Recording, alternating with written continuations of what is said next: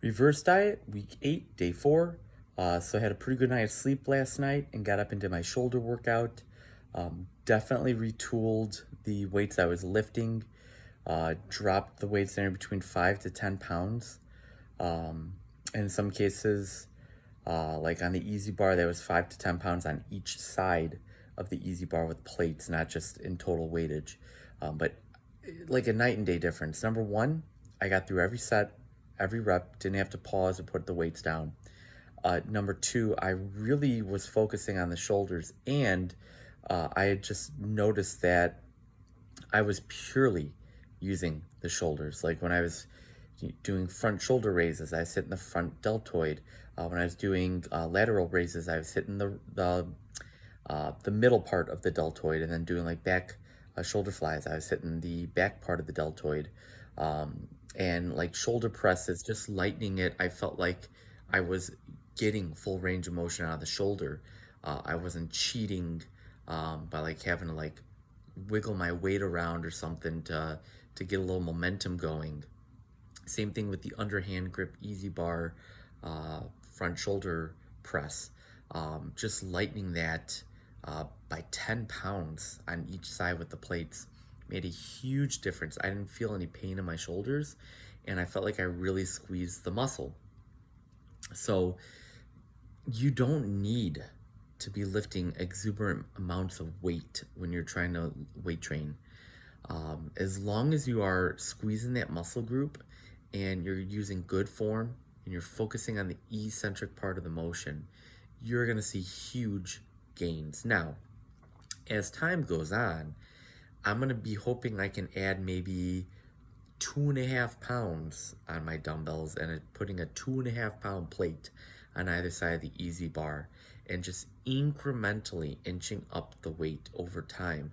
And then eventually you look back at it, it's like, oh, I've added 10-pound plates on each side on this move, or I added 5 pounds more heavier on this dumbbell exercise. So it takes time. Now, newbies, those of you out there that maybe it's been years since you last worked out, or this is the first time you've ever worked out, over the course of a 3 to 6 month span, you're going to put on a ton of muscle mass, and you're going to see your weights that you're lifting are going to go up in how much you are able to lift. Someone like me, who, yes, I'm kind of newer to bodybuilding. Well, not really newer. I've been doing bodybuilding now for, I want to say, 2.5 to 3 years now, maybe 3.5 years. But prior to that, I was doing all the P90X workouts for 7 straight years, like P90X, P90X2, P90X3, and just kind of revolving around them. And then it was, I want to say, February of 2021. So yeah, so it's been like 3.5 years now. I've been doing Body Beast and bodybuilding. I've been doing keto now for, it'll be 5 years this coming December. And I'm just constantly getting better every day, just constantly getting better, tweaking little things here and there, finding what works for me. And number one, it keeps things interesting. See, it doesn't get stagnant and boring. That's why a lot of people fall out of favor with diets and weightlifting routines. It's monotonous. It's the same thing over and over and over again, and it gets boring. I've made keto a lifestyle. I don't miss ultra processed foods and these highly palatable foods that mix carbs and fats together. It's not for me anymore. By rotating my workout schedule and doing different workouts every 3 to 4 weeks, it keeps things interesting for me and it keeps me from plateauing. So now that I'm just about in this bulk phase, I still have 3 weeks left after this reverse diet, or after this week of this reverse diet, to get through the reverse diet. And then starting the week of September 23rd, I'm going to be in full on bulk mode. And I'm looking forward to it. It's going to be nice to have a variety in what I'm eating on a day to day basis, monitoring my weight, monitoring my body fat percentage, monitoring my protein or my lean muscle mass that I'm building via DEXA scans at the end of each month. That is going to be key into the little nutritional tweaks I make or just little tweaks I make in my workout schedule. So the more knowledge you have on your body type, the foods that go great for you in your body, the foods that don't go great for you in your body, the type of workout that you're able to do, meaning, can you do a bodybuilding style workout? Or are you more built for like a CrossFit style workout? Or are you built more for cardio? Are you built more for intense training? Are you built for more like low steady training?